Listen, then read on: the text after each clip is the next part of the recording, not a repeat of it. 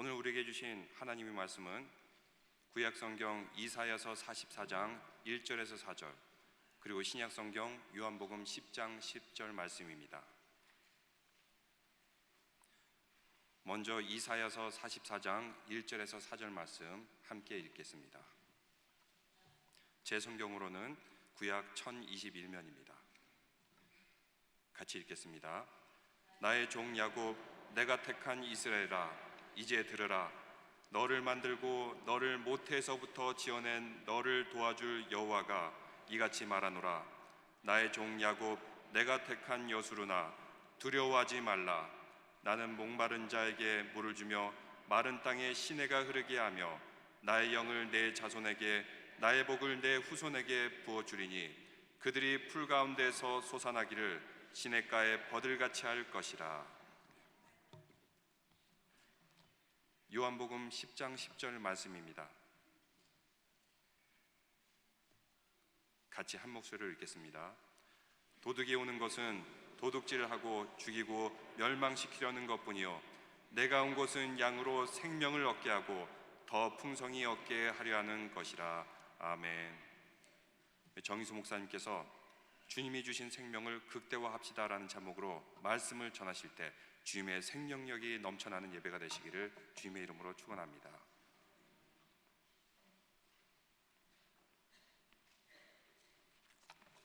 할렐루야. 우리 비전 예배 한번 손들어 보겠습니다. 비전 예배 할렐루야. 잘 오셨습니다. 환영합니다. 사랑합니다. 요즘에 생명에 관한 관심사가 우리 모두에게 높아지고 있습니다. 또 21세기를 특징 짓는 이 현상 중에 하나는 이 생명공학의 시대, 이렇게 말을 합니다. 이 생명공학에 관한 그 발전이 무한한 질주가 계속되고 있습니다. 얼마 전에 한국 뉴스를 보니까 이 경찰견의 생명을 복제해서 그 복제견으로 치안을 유지하는 뉴스를 보게 되었습니다. 그게 보니까 복제해서 만든 개가 펄쩍펄쩍 뛰어요. 이야, 그런 세상이 되었습니다. 다양한 인간 복제 연구들이 행해지고 있습니다. 여러분들이 마켓에 가시면은 유전자를 변형한 식품들이 먹거리로 이 마켓의 시판대 위에 올려져 있습니다. 근데 우려하는 바가 있습니다. 그 유전자 변형 식품을 지속적으로 먹게 되면 신장암, 전립선암, 그리고 간암, 파킨슨과 같은 병에 걸릴 가능성이 크다라고 전문가들이 경고하고 있습니다. 그래서 우리 성도들은 마켓에 가서 유전자 변형 식품을 사 먹어서는 안 돼요.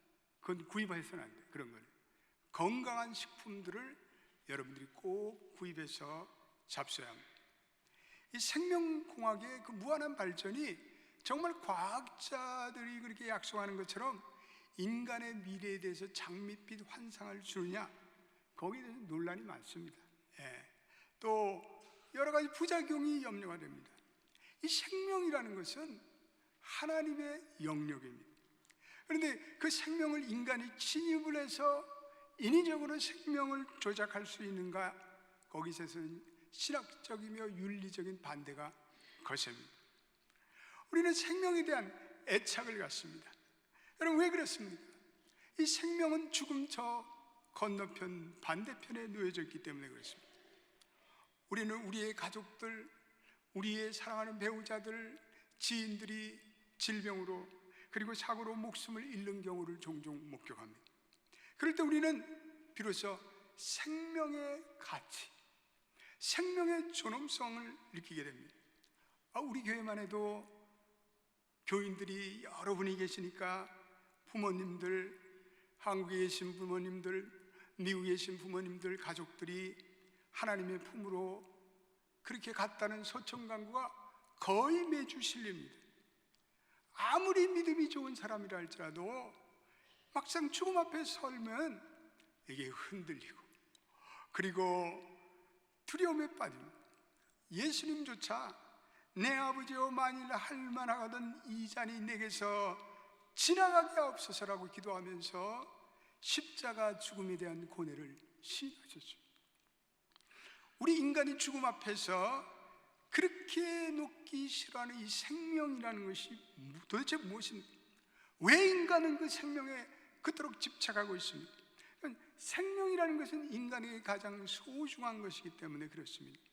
생명이 있으므로 우리가 존재하죠. 또 생명이 끝나면 우리는 지상의 삶 속에서 우리의 모든 것이 막을 내리게 됩니다. 진실로 생명이라는 것은 인간 존재 전체를 정의하기도 합니다. 그래서 예수님께서 마태복음 16장 26절에 이렇게 우리에게 말씀하셨습니다. 우리 한번 같이 읽어보겠습니다. 시작. 사람이 만일 온 천하를 제 목숨을 잃으면 무엇이 유익하리요? 사람이 무엇을 주고 제 목숨과 바꾸겠느냐? 네. 사람이 온 천하를 얻고도 제 목숨을 잃으면 무엇이 유익하리요? 사람이 무엇을 값을 치르고 저 목숨과 바꾸겠느냐? 이렇게 말씀하고 있습니다. 여러분, 그렇습니다. 생명이란 이처럼 소중한 것입니다. 생명 그 무엇과도 바꿀 수가 없습니다. 이거는 인간의 삶을 원초적으로 가능케 하는 가장 근본적인 힘입니다. 이 생명이 그런데 인간 스스로가 가지고 있는 어떤 것이 아닙니다. 이 생명이라는 것은 인간 스스로의 힘으로도 만들어낼 수가 없습니다. 생명은 우주의 그리고 만물의 창조주시며 모든 생명의 주인 되시는 여호와 하나님께로 오는 것입니다. 여러분 믿습니까? 생명은 하나님이 창조하시고 그리고 그 생명을 주시는 생명의 주인 되시는 하나님과 우리는 분리돼서 생각할 수가 없습니다.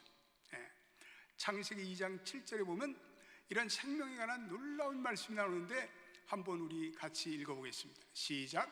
여호와 하나님이 땅의 흙으로 사람을 지으시고 생기를 그 코에 불어넣으시니 사람이 생명이 되니라. 아멘. 귀한 말씀이 아닐 수 없습니다. 무엇보다도 여호와 하나님이 흙으로 사람을 지으셨다. 인간의 생명이 하나님께로 왔습니다. 또 생명이라는 것은 이 생명이 되었다. 이것은 생명이라는 것이 굉장히 중요한 말입니다.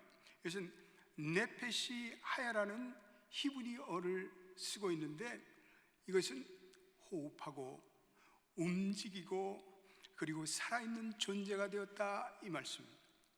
정확히 얘기하면 하나님의 호흡, 하나님의 기운, 하나님의 손길이 들어가므로 인간은 살아있는 존재가 되었다는 거죠. 그래서 다시 정리한다면 생명이란 하나님께서 인간에게 주시는 선물이고 생명은 본질적으로 하나님의 소유입니다. 근데 요한복음에 보면 이 생명이 두 가지 차원의 생명이 있다고 말씀합니다. 그래서 헬라어로 두 가지 종류의 헬라어를 사용하고 있는데 첫 번째 우리의 육적 생명은 헬라어로 바이오스 혹은 푸시케라는 말을 사용하고 있습니다. 한번 우리 따라하십시오. 푸시케. 독일 말 같죠? 근데 이것은 피조물의 육적인 생명을 말합니다. 하나님으로부터 유한한 생명을 말합니다. 근데 헬라어에서는 또한 생명을 소개하고 있는데 이 생명은 조에라는 헬라어를 쓰고 있습니다. 따라서 합시다. 조에. 이거는요 영원하고 본질적인 생명을 말합니다. 믿는 자에게 주시는 영원한 생명을 말합니다.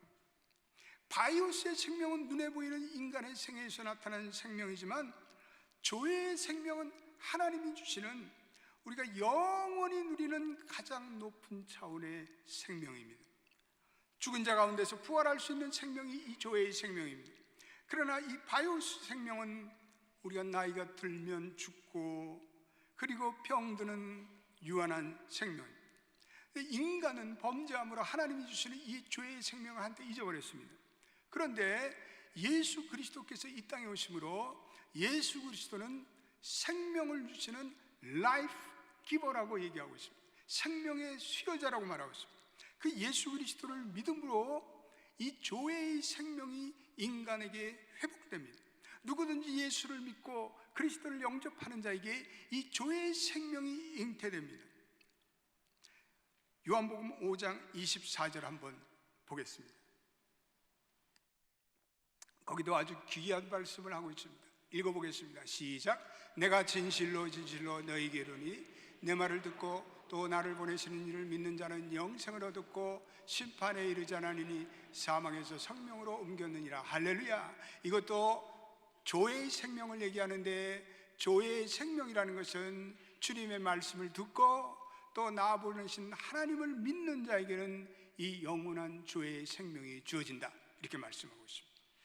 요한복음 6장 35절에 예수님 자신을 나는 생명의 떡이노라, 이렇게 말씀하고 있어요.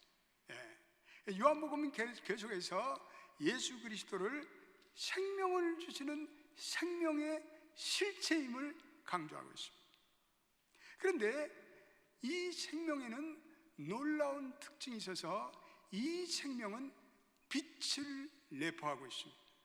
요한복음 1장 4절에 예수 안에는, 그 안에는 생명이 있고 그 생명은 사람들의 빛이라, 이렇게 말씀하고 있습니다. 여러분, 빛은 거짓, 혼돈, 어둠과는 대조적인 개념입니다.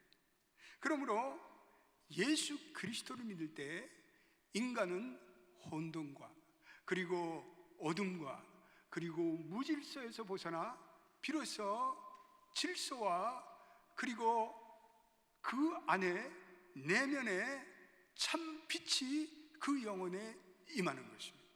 그래서 오늘 요한복음 8장 12절에 이렇게 말씀하고 있습니다. 요한복음 8장 12절도 한번 읽어보겠습니다. 시작. 예수께서 또 말씀하여 이르시되 나는 생명의 빛이니 나를 따르는 자는 어둠에 다니지 않고 생명의 빛을 얻으리라. 할렐루야.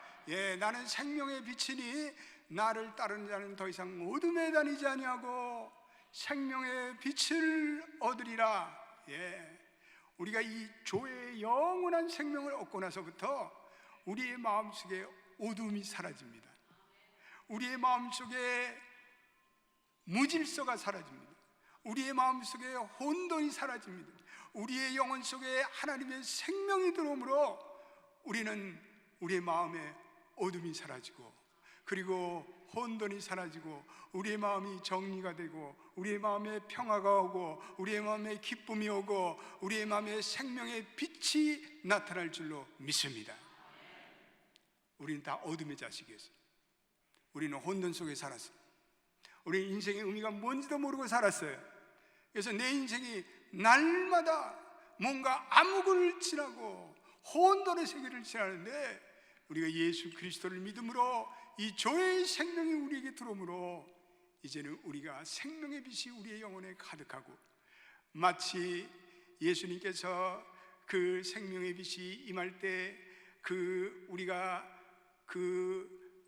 바위에 보면 바위를 드러내면 거기에 벌레들이 햇빛을 받기 싫어서 꿈틀거릴 때 마찬가지로 우리의 바위 속에 어두운 침침한 생활하던 우리에게 예수 그리스도의 주시는 생명의 빛이 임재하여 주셔서 우리의 인생이 밝아지고 우리의 인생이 환해지고 우리의 인생의 암흑과 혼돈이 사라질 줄로 믿습니다. 그래서 예수 믿는 사람들은 간증을, 빛을 보는 간증을 많이 하잖아요.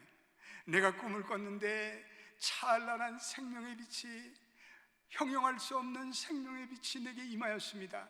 다 생명의 빛이 되시는 예수 그리스도께서 우리의 영혼에 찾아오심으로 우리가 이제는 새로운 생명의 빛을 다니게 하시는 하나님의 은혜가 우리에게 주어지는 것입니다. 빛이 없이는 모든 것이 어둠이듯이 영원한 생명이 없이는 모든 것은 허무한 것입니다. 빛은 요한복음에서 구원, 생명, 진리를 상징합니다. 그래서 우리 하나님의 자녀들은 영원한 진리를 누림으로 그리스도가 주시는 이 광명한 빛과 함께 빛의 세계를 다니시기를 주의 이름으로 축원드립니다. 여기서 중요한 것은 예수님은 말씀과 동일하신 분이에요. 그분이 말씀이시고 말씀이 예수님이에요. 그래서 그분이 하신 모든 말씀과 행위는 우리에게 생명의 양식으로 역사합니다. 그래서 그분이 우리에게 주시는 말씀의 떡은 생명의 떡이에요. 그분이 주시는 성령의 생수는 생명의 생수입니다. 그래서 우리는 그분이 주시는 말씀의 떡을 먹고 그분이 주시는 성령의 생수를 먹고 우리의 생명이 극대화될 줄로 믿습니다. 교회라는 것은 이 영원한 생명의 소유자들이 모인 것입니다. 이 영원한 생명의 생명을 발견하고 감격하는 사람, 교회는 생명의 본질 되시는 예수 그리스도를 주님으로 모시는 생명의 공동체. 그래서 어떤 의미에서 교회는 생명과 빛의 공동체이다, 이렇게 정의할 수 있습니다. 따라서 합시다. 교회는 생명과 빛의 공동체이다. 교회는 성령과 말씀의 능력으로 생명이 잉태되고 이 태어난 생명에게 계속해서 생명의 떡을 먹여야 돼요. 이 태어난 생명에게 성령의 생수를 먹이게 해야 돼요. 그래서 교회는 이 영원한 생명이 지속적으로 자라고 재생산하는 생명의 모태이며 생명의 젖줄이에요. 교회는 영원한 생명을 공유하는 공동체예요. 그래서 우리가 모여서 같이 예배하고 영으로 예배하고 하나님의 말씀을 가르치고 교육하고 땅끝까지 이르러 천국 복음을 증언하고 병든 자를 치유하고 가난하고 불쌍한 자를 구제하고 주님의 생명의 사역을 감당하는 것입니다. 그래서 교회라는 공동체는 이 생명을 소중히 여겨야 돼요.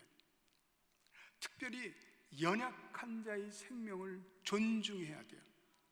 그래서 교회는 병든 자의 생명을 불쌍히 여겨야 돼요. 교회는 가난하고 소외되고 굶주린 자의 생명을 아끼고 배려해야 돼요. 그래서 혼자 살아가는 사람들의 생명도 귀한 줄 알고 그 생명을 우리가 존중해야 돼요. 교회는 하나님이 주시는 이 생명이 침식당하고 손상당하고 있지 않는가 문제의식을 가져야 돼요. 그래서 기아와 굶주림과 그리고 복음을 알지 못하는 자들에게 이 생명을 전하는 선교적 생명운동을 해야 돼요. 교회는 낙태나 그리고 폭력이나 살인이나 생명경시나 자살이나 그리고 사형제도와 같은 생명을 파괴하는 현상을 슬퍼해야 돼요. 그리고 기도해야 돼요. 이것이 하나님이 주시는 우리에게 생명사역을 극대화하는 그러한 일입니다. 오늘 요한복음 10장 10절에 주님께서 이렇게 우리에게 말씀하고 있습니다. 우리 한번 다 같이 읽어보겠습니다. 시작. 도둑이 오는 것은 도둑질하고 죽이고 멸망시키려 하는 것이요 내가 온 것은 양으로 생명을 얻게 하고 풍성히 얻게 하라는 것이다. 할렐루야. 양으로 생명을 얻게 하고, 우리는 다 양이에요. 우리는 다 예수 그리스도께서 키우시는 양인데 우리로 하여금 영원한 조의 생명을 주시고 이 영원한 생명이 더 풍성하게 되려는 주님의 오심의 목적이 있다. 이 주어진 생명이 현세에서도 극대화되고 확장되고 강화되기 위해서 너에게 왔다. 너희가 현세에서도 나의 주는 생명을 먹고 너희의 생명이 극대화되거라, 이 말씀이에요. 그것은 우리가 예수를 믿고 그리스도를 섬길 때 우리 안에 기쁨이 찾아오고 그리고 평화가 넘쳐나고 우리에게 하나님 주시는 건강을 누리고 그리고 치유가 있고 회복이 있고 자유함을 누리게 될 줄로 믿습니다. 제가 최근에 아주 좋은 글을 하나 읽게 되었습니다. 그건 하버드 대학의 공중의학 교수인 데이빗 윌리엄 교수가 신앙이란 과연 건강에 어떻게 영향을 미치는가, 이런 연구 발표를 읽게 되었습니다. 그런데 미국의 천여 개의 그 논문들이 신앙이 사람들의 건강을 증진시킨다는 결론을 내는 그 조사를 가지고 연구를 이분이 부지런히 하였습니다. 그랬더니 신앙으로 살아가는 사람들이 신앙 없이 살아가는 사람보다 신체적으로 정신적으로 건강한 삶을 살아간다. 이분이 결론을 이렇게 내리고 있습니다. 그래서 특별히 윌리엄 박사는 해럴드 캐릭 박사가 행한 연구를 인용하면서 예배에 일정하게 참여하고 자주 기도하고 성경 공부를 하는 사람이 그렇지 않은 사람보다 혈압이 평균치가 낮다. 할렐루야. 열받지 않으려면 예배에 잘 나오고 말씀을 묵상하고 기도생활 잘하시는 여러분 되시기를 축복합니다. 네. 높은 신앙의 삶이 면역 기능을 강화시켜준다, 이렇게 얘기하고 있습니다. 그리고 믿음이 좋은 성도 기독교인들이 우울증과 불안 증세가 적고 자살하는 사람과 상관관계가 적다는 거예요. 약물 남용이나 불안 증세가 낮고 심리적으로도 긍정적인 삶을 살아간다는 거죠. 그래서 사람들이 정기적으로 교회 가거나 예배에 참석하는 그 시간이 높을수록 사망 위험이 낮아지는 것을 그 연구 조사에서 발견했습니다. 교회에 꾸준히 나가는 사람이 사람의 기대 수명이 높대요. 그래서 20세부터 한 주일 매주에 나가서 예배 드리는 사람들이 교회를 나가지 않는 사람보다 6, 7년을 더 장수한대요. 이건 아멘인데, 복음인데 아멘 하셔야지. 흑인 같은 경우에는요, 평균 14년을 더 산대요. 신앙 공동체에는 내가 소속감을 갖게 해주는 유대관계를 형성해줘요. 신앙 공동체는 우정을 나눠요. 격려가 이렇게 와서 어떤 심리적인 정서감의 유대감을 공급받는 통로가 된다고 말하고 있습니다. 신앙적인 가치관은 또 우리의 인생의 의미와 목적을 인식해 함으로 수많은 사람들이 신앙생활을 통해서 인생의 어두운 시간 그리고 힘든 시간을 극복한대요. 스트레스와 불행을 대처하는 능력이 신앙을 가질 때 강화된다고 합니다. 그리고 공유된 신앙의 가치를 가지고 사는 사람들이 보통 건강한 신앙 생활의 건강 습관을 가지고 살아간다. 스트레스와 부정적인 그러한 영향을 줄인다는 거죠. 그래서 교회에 와서는 여러분들이 세상 얘기 안 하셔야 돼요. 증권 얘기 안 하셔야 돼요. 스탁 얘기 안 하셔야 돼요. 갯돈 얘기 안 하셔야 돼요. 건강 얘기, 건강 얘기는 좋은 거 아니에요. 무엇을 먹으니까 좋다, 또 이렇게 하니까 내 몸에 좋다, 또 어떤 건강법이 도움이 된다, 이런 건 좋은 얘기예요. 교회에 와서 세상 얘기 못 들어합니까? 교회에 와서 정치 얘기를 하는 분들이 있어요. 정치 얘기 못 들어요. 교회에서 돈 떼먹은 얘기 못 들어요. 교회는 모름지기 믿음의 얘기, 그리고 교회는 건강의 얘기, 그리고 지혜의 얘기, 그리고 하나님의 이야기 같은 생명의 이야기가 넘쳐나기를 예수의 이름으로 축원드립니다. 교회는 그런 얘기들을 나눌 때 이 교회를 통해서 하나님이 주신 생명이 풍성해지는 거예요. 이 얼마나 놀라운 축복이며 이 놀라운 생명입니까? 신앙 공동체를 통해서 주시는 놀라운 축복이, 장수를 주시고 건강을 주시고 바른 생활 습관을 주시고 불행을 대처하는 능력이 신앙으로 주어짐을 깨닫고 하나님을 더욱더 의지하고 믿음 생활로 영광 돌리시는 여러분 되시기를 예수의 이름으로 축원드립니다. 하나님 주시는 생명의 현재성, 풍성한 생명이 아닐 수가 없습니다. 오늘 우리가 읽은 이사야 본문은 이 영적 생명이 극대화되는 길을 제시하고 있습니다. 오늘 이 본문에서 세 가지 하나님께서 풍성한 생명을 주시겠다고 약속하고 있습니다. 44장 3절, 이사야 44장 3절을 우리 한번 읽어보겠습니다. 같이 읽어보겠습니다. 놀라운 말씀입니다. 시작. 나는 목마른 자에게 물을 주며 마른 땅에 시내가 흐르게 하며 나의 영을 나의 자손에게, 나의 복을 내 후손에게 부어주리니 할렐루야. 오늘 하나님께서 생명의 복을 충만히 얻는 비결에 대해서 말씀하면서 목마른 자에게 물을 주시겠다. 하나님은 우리가 영적으로 기갈이 걸릴 때, 우리가 하나님께 간구하며 나갈 때 우리에게 생명의 생수를 주시겠다. 누구든지 목마르면 내게 와서 마셔라. 요한복음 7장 37절 38절도 우리 한번 아멘 하는 마음으로 읽어보겠습니다. 얼마나 귀한 말씀인지 모릅니다. 요한복음 7장 37절 38절 시작. 명절 끝날 곧 그날에 예수께서 외쳐 이르시되 누구든지 목마르거든 내게로 와서 마시라. 나를 믿는 자는 성경의 이름과 같이 그 배에서 생수의 강이 흘러나오리라 하시니 할렐루야. 누구든지 목마르거든 주님 내가 목마릅니다. 내가 주님의 생명의 생수가 목마릅니다. 이렇게 주님께 나오는 자는 그 배에서 생수의 강이 흘러나오겠다고 말씀하고 있습니다. 누구든지 예수님께 나와 주님 내가 목이 마르니 생명의 생수를 주옵소서라고 갈망하고 간구한 자는 그 심령의 생수의 강이 넘쳐날 것이다.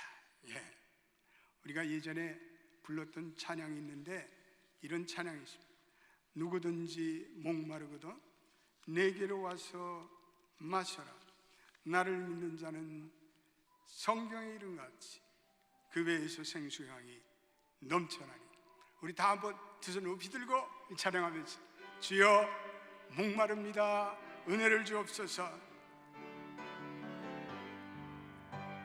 누구든지 목마르거든 내게로 와서 마셔라. 누구든지 목마르거든 내게로 와서 마셔라.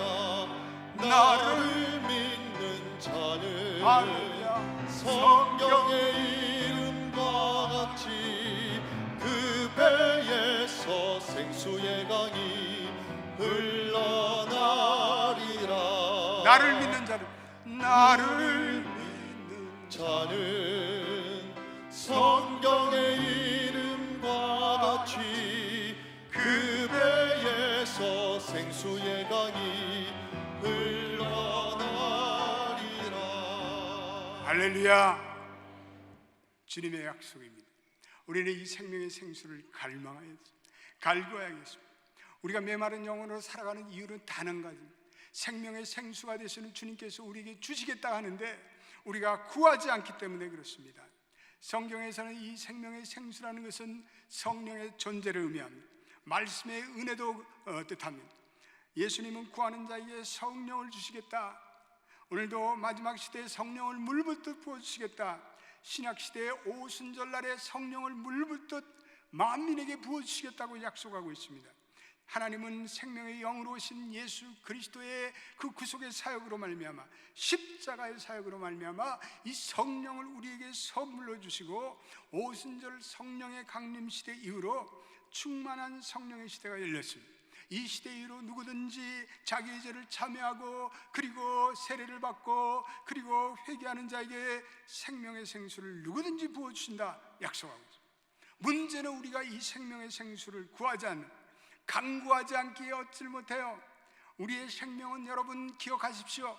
주기적으로 우리는 하나님의 생수를 구하고 하나님의 은혜를 구하여 살아야 합니다. 타는 인생의 목마름으로 생명의 생수를 갈망하는 자에게 생명의 생수가 주어집니다. 제가 인생을 살아보니까요, 우리의 인생의 문제는요 외적인 문제에 있지 않아요. 우리 성도들의 문제는요 외적 문제에 있지 않아요. 우리는 하나님이 이 생명한 영원한 생명, 영적인 생명 교회를 주셨기 때문에 우리가 이 생명이 연약했지만 우리가 컬컬한 거예요. 우리에게 충만한 인생의 문제는 사실은 모든 인생의 문제는 우리의 충만한 이 생명의 은혜의 결핍에 있습니다. 따라합시다. 우리의 인생의 문제는 충만한 생명의 은혜의 결핍에 있다. 이 결핍을 깨닫고 주님께 나오는 자, 주님께서 생명의 성수, 말씀의 생수를 부어줄 줄로 믿습니다. 두 번째는 메마른 땅에 시내가 흘러가게 하겠다. 모든 강에는 발원지가 있어요. 그런 데는 샘이 있어요. 수많은 지류가 흐르고, 그리고 지천이 있고, 하천과 개울이 모여서 강을 이루는데 큰 생명의 강이 되어 흘러가요. 근데 그 발원지에 보면 생명의 샘이 있어요. 그래서 이 생명샘은 1년 내내 메마르지 않는 생수가 계속 흐르는 생명의 샘터예요. 영적 생명도 마찬가지예요. 물론 우리의 궁극적인 발원지는 하나님이신데, 하나님이 우리를 불러주셔서 영원한 생수를 마시게 하시고 우리로 하여금 그 생명의 생수의 발원지가 되게 하시죠. 그래서 하나님의 은혜의 생수를 마시는 자는, 그래서 성령에 충만한 사람이 되어서 그 배에서 생수의 강이 흘러나가서, 그 생수의 강이 흘러나가면 이전에 쓸모가 없던 그 땅을 두루 흘러 적셔요. 그래서 그 땅을 변해요. 그 전에 존재하지 않았던 풍성한 생태가 만들어져요. 거기에 물고기가 뛰놀고, 그리고 수초가 자라나고, 풀이 자라고, 그리고 나무가 자라고, 새들과 온갖 곤충이 깃들고, 온갖 짐승이 살아가는 아름다운 생태계가 됩니다. 제가 저번에 순천에 그 갈대 생명의 그 생태계를 가봤는데 참 놀라워요. 거기에 보니까 온갖 생명의 미꾸라지들, 개구리들, 뭐 이상하게 생긴 무슨 뭐 벌레들, 그것들이 수를 헤아릴 수 없는 지천이 흐르고, 거기에 아름다운 생태계가 조성되고, 그리고 사람들이 가장 모이는 생명의 생태가 되었습니다. 마찬가지로 하나님께서 우리에게 충만한 은혜를 주시면 그 사람이 충만한 생명을 받고, 그리고 성령 충만한 사람이 되어서 소명의 사람이 되고, 그래서 그 사람들이 어두운 땅, 메마른 땅, 그리고 척박한 땅에 새로운 생명을 공급하는 생명의 샘터가 돼요. 우리 하나님께서 이 연합교회를 복을 주셔서 아틀란타에 이렇게 37년 전에 생명의 교회를 세워주셔서 이 척박한 아틀란타 땅에, 이 메마른 아틀란타 땅에 하나님의 생수가 흘러가고 하나님의 생명이 흘러가는 생명터의 젖줄이 되게 하신 것 감사합니다. 할렐루야. 하나님께 영광 돌립니다. 박수 치려면 확실히. 우리 연합교회는 계속해서 이 흐르는 생명의 샘이 연합교회에 흘러서 이 마르고 기걸이 걸린 우리 아틀란타 이 사람들에게 생수를 공급하고 생명을 공급하고 저들의 어둠에 빛을 쏘아대는 그러한 생명의 교회가 되시기를 예수의 이름으로 축원드립니다. 우리는 하나님의 생명을 구해야 돼. 우리는 하나님의 빛을 구해야 돼. 우리는 성령의 은혜를 구해야 돼. 그래서 우리는 우리의 마음속에 주 성령을, 생명의 생수를 충만히 주옵소서. 우리가 이번 주말에 이제 김상환 목사님 모시고 생명 집회를 하는 거예요. 우리의 이 메마른 영혼에 다시 한번 생명의 강수를, 메마른 땅에 생명의 강물이 흘러가도록 우리의 마음을 열고 온 교인들이 합심해서 생명의 생수를 간구할 때 여호와 하나님께서 목마른 자에게 생수를 주시고, 그리고 이 생명의 복을 너희의 후손에게, 너희의 자손에게 주리라는 그 하나님의 복이, 하나님의 약속이 저와 여러분들의 약속이 되시길 예수의 이름으로 축원드립니다. 기도하겠습니다. 하나님 감사합니다. 우리가 예전에는 육신적인 생명만 알고 살았습니다. 그러나 우리에게 영원한 생명, 주의 생명이 흘러남을 감사합니다. 이 생명으로 인해서 우리에게 빛이 들어오고 우리의 음습하고 우리에게 어둡던 영혼이 밝아졌음을 감사합니다. 그리고 하나님 주시는 건강으로 말미암아 하나님이 주시는 은혜로 말미암아 우리 성도들이 기쁨과 감사함으로 우리 성도들에게 영적인 생명과 육적인 생명의 건강의 축복을 주신 것 감사합니다. 우리 연합교회가 아틀란타 땅에 세워져 생명의 생수가 흐르는 교회가 되게 하신 것 감사합니다.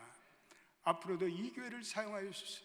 이 척박하고 메마른 땅에 하나님의 생수가 흘러 넘치게 하옵소서. 예수님의 이름으로 기도드립니다. 아멘.